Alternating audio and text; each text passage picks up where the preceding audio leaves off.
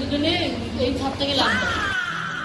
Hello guys, প্রথমে সিমেন্টের বস্তার মতো মুখ নিয়ে ঘর থেকে বেরোই। তারপর গাইস প্রাকৃতিক দৃশ্য দেখতে দেখতে স্যাট করে পৌঁছে যাই কলেজে, আর স্যাট করে এন্ট্রি নিয়ে নিই। তারপর গাইস চলে যাই আমার এক্স এর মনের থেকে বড় ক্যাফেটেরিয়ায়। তারপর গাইস বন্ধু ঝেড়ে খেয়ে নিই আন্ড ভাত, আর স্যাট করে রিভিউ দিয়ে দিই। আর তারপর রুটি তরকারি খেয়ে স্যাট করে রিভিউ দিয়ে দিই। তারপর গাইস স্যাট করে চলে যাই কম্পিউটার ল্যাবে ভাইভা এক্সাম দেওয়ার জন্য। আর খুব মুশকিল সে জুতো খুলি, আর ম্যাডাম স্যাট স্যাট করে এক্সাম নেওয়া চালু করে দেয়।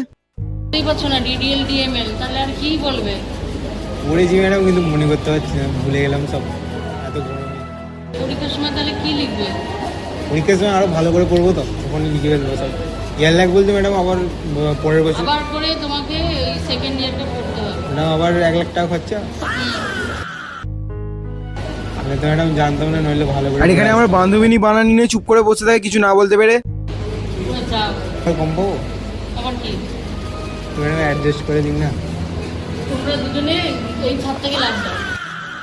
আবার গাইস এক্সাম শেষ হয়ে যায়, আমার গ্রিন ফ্ল্যাগ বান্ধবী আমার জুতো লেস বেঁধে দেয়। তো আবার গাইস আবার ক্যাফেটেরিয়া যায়, আর বন্ধু ছেড়ে গপ গপ করে খাই, আর স্যাট করে রিভিউ দিয়ে দিই। আবার গাইস অটো করে আর ট্রেনে করে গাইস গপ গপ করে বাড়ি পাইলে আসি।